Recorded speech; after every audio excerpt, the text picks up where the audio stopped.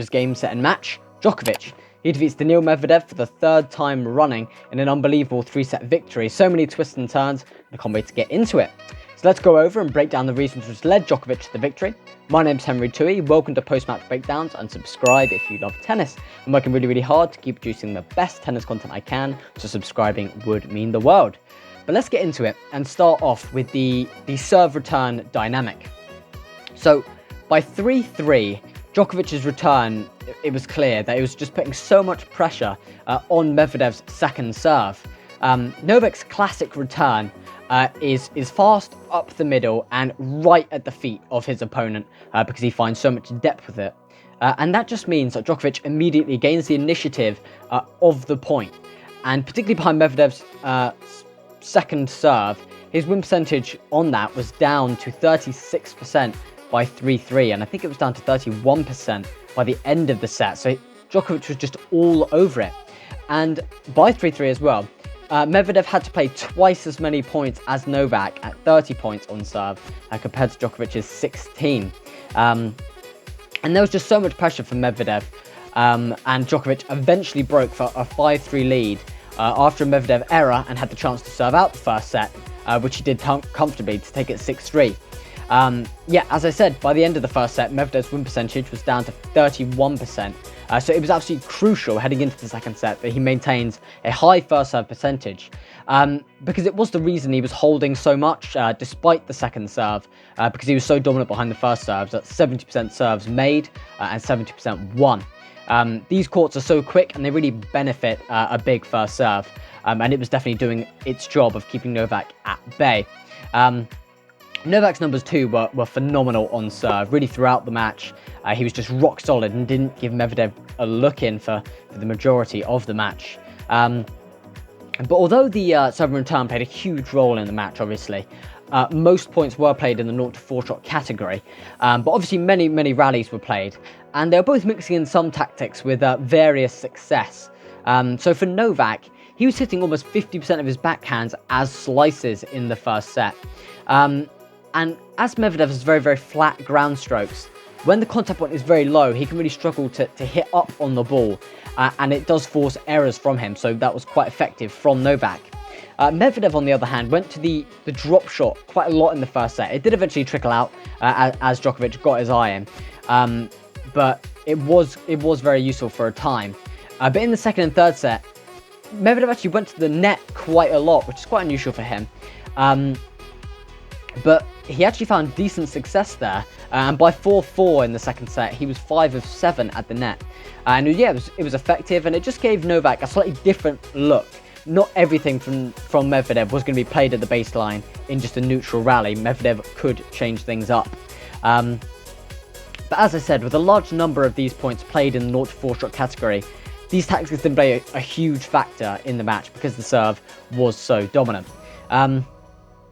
And speaking of serves and heading into the second set, Medvedev did exactly what he needed to do going into the second set. So he upped his first serve percentage, which was already good in the first set, to a fantastic 84%, which meant that when he did get a second serve to hit, which was quite rare, he could just hit them with a bit more freedom, go for them a bit more, even going faster than his first serve in some case, because he could just always rely on his first serve to take him out of trouble, because he was finding so much success with that. Even though its percentage did drop slightly, because obviously he made more first serves, so Djokovic inevitably won more points on Medvedev's first serve. The second serve win percentage doubled to 65%, so the service numbers were excellent in the second set.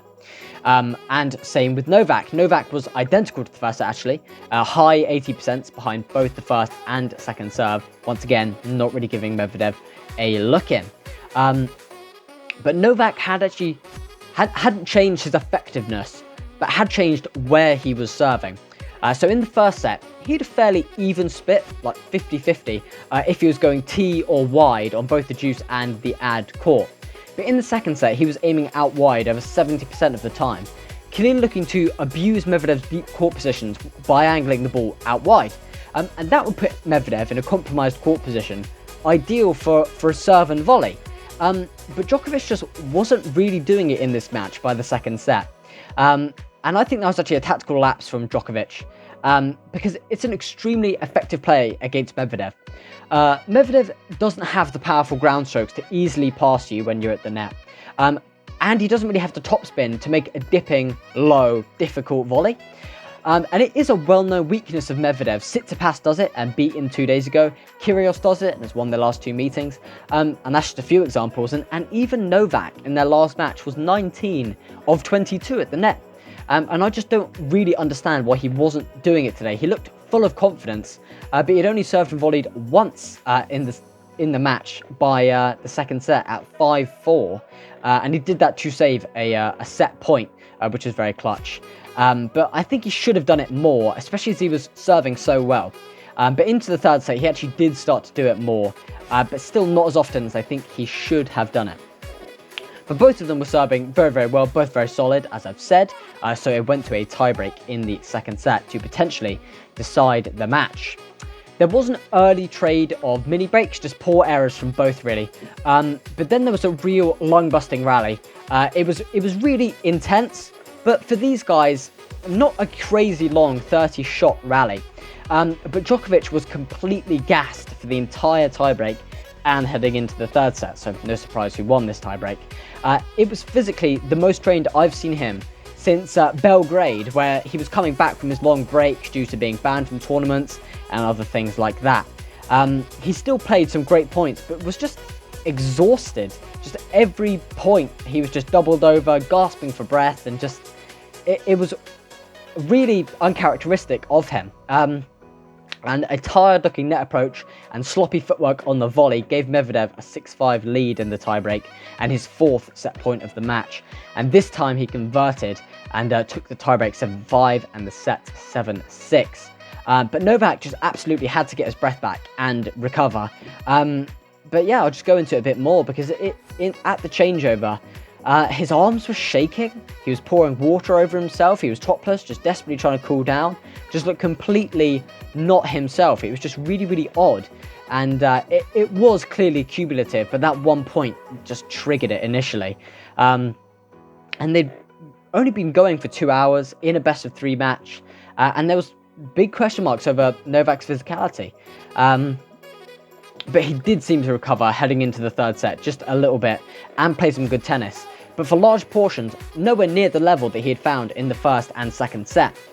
It was the opposite, because in the first 2 sets, it was Novak who was serving and returning better, and therefore getting more chances. But now it was Medvedev. He was just a fantastic rhythm with his serve, and reading the return very, very well, and had great numbers there. And Novak was really helping him along, because he was trying to play so much aggressive first strike tennis because of his physicality, and he was making more errors. And it was Medvedev who was generally doing more damage and applying more pressure, getting Novak to juice almost every game. And 4-4 was a crucial game, or should have been a crucial game. It lasted 16 minutes on Novak's serve, and Novak just looked more and more drained after every point. So it got to juice, and Novak found picture-perfect serves, sliding it out wide on the juice court to go advantage up. But when he was on the advantage court, he could not find a first serve to save his life. It was a constant back and forth. And when Djokovic eventually did find a first serve on the ad court, it was when Medvedev was break point up. So it was clutch, and he saved it with a +1 ball. But Medvedev just kept knocking on the ball. Djokovic couldn't find the first serves he needed. And Medvedev took his legs and then took his serve for the first time in the match. And it gave him the chance to serve for the match at 5-4. So now let's go into the kind of mental focus and woes of Medvedev, because he was in this position 2 days ago against Tsitsipas. He was down a set, he won the second set tiebreak, and then he served for it at 5-4. He got tight then and couldn't convert, and it was the same again today. So he was love 30 down and then 15-40 down after a double fault. And Djokovic broke back with none of the fatigue that he had felt just minutes before. It was no time to get tired, and he knew it. He completely focused himself, trying to kind of find a way through Medvedev's nerves. He was very nervous. Medvedev has not been clutch at all this season. He's been an absolute shell of himself since losing the Australian Open final. Everyone knows, to Nadal, 2 sets to love up, triple break point up. And as a huge fan of his, it's been extremely painful, to say the least, to see him lose these kind of matches, because he's played nowhere near his best level since that match. He used to be so clutch, just an absolute machine, but now it seems he can't close out a set or close out a match just far too often. Against Tsitsipas, he completely lost it in the last set tiebreak after failing to close out the match, and it was heading to a tiebreak again if Medvedev could compose himself and serve to take it there. And to his credit, he did keep his composure better in this match, and from a high pressure situation did close out the game, and another tiebreak was on the way. So into the starting set tiebreak. The first mini break went to Djokovic, and after some good play, he led 4-1. Yet more similarities to the Tsitsipas tiebreak, because Medvedev went down early in the scoreline and a huge rally later, and it was 5-1 to Djokovic, and it slipped away from Danill just like it did against Tsitsipas. He lost that particular tiebreak 7-1 and this one 7-2. But to his credit, he didn't lose his mind towards his box in this one. But Djokovic sealed the deal with a stunning winner, and he did cap off a pretty solid victory. His grit was very admirable, but there's only really so much I can credit Djokovic, because it was just another Medvedev bombshell, really. 3 unforced errors and a double fault when trying to serve it out was horrible. And I will just go over it again. I'm a huge Medvedev fan. I have my biases. I wanted him to win today. I want him to win basically every time he plays. And particularly in these matches when he is right there. It really hurts to see him lose like this. He's just a fraction away from the finishing line and falls at the last hurdle. And Danill won't watch this video, but I'll say it anyway. He just needs to enjoy his off-season, spend the rest of the time with his new family, and then just work himself to death with training. Find the fire that he had when he was unbeatable on a hard court for a time. Without a doubt, the best player for almost 2 years on a hard court, just unbeatable. And he just needs to find his mental strength, and that will make him find his form. But I hope he can find his best level, preferably sooner rather than later. He plays very well in Australia, and even though it was Heartbreak this year, I hope it will be a productive 2023 for him. But yeah, anyway, Djokovic faces Taylor Fritz in the semi-finals, which should be a good match. Even though Djokovic leads that head-to-head 5-0, Taylor Fritz has been playing very well recently. But that was my analysis. A lot of work goes into these videos, so subscribing would mean the world. And thanks for watching, guys. Have a great one.